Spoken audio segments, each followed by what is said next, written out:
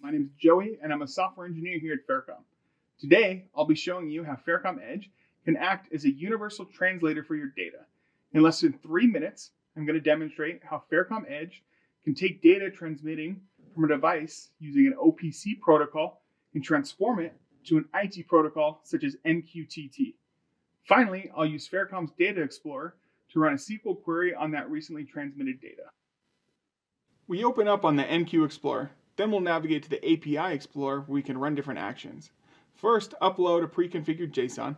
We need to configure an input that collects data from our OPC device and inserts that data into an integration table. Click the run icon. We can see the response in the API response container. If the error code reads 0, that means the action ran successfully. Next, we'll need to create a transform. This property takes the input field configured in the previous step and transforms that to the new output field configured here. Now run the alter input action. Here we are modifying our edge to write its data collecting from the OPC UA device and write that to an easy to query table within FairCom Edge. Lastly, we need to configure our topic. This allows our device to transmit on the OPC forward topic specified in this action. Now that we have created our bridge from our OPC device to Edge, we can go to the MQTT management tool located here to monitor traffic.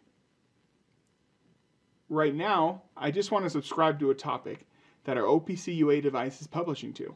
We called it OPC Forward. Now click on the blue subscribe button. Now we can see the screen. We are actively listening to all the messaging published on this topic, OPC Forward. And just like that, here is our first message. Once we click on this message, we can see the JSON payload appear on the right-hand side of the screen. It looks like our device is transmitting weather information.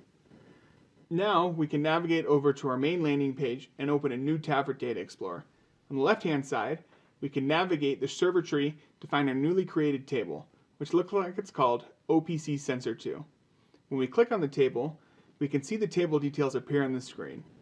If we look at the top, we can see several different tabs, giving us the ability to navigate the data in the table in many different ways.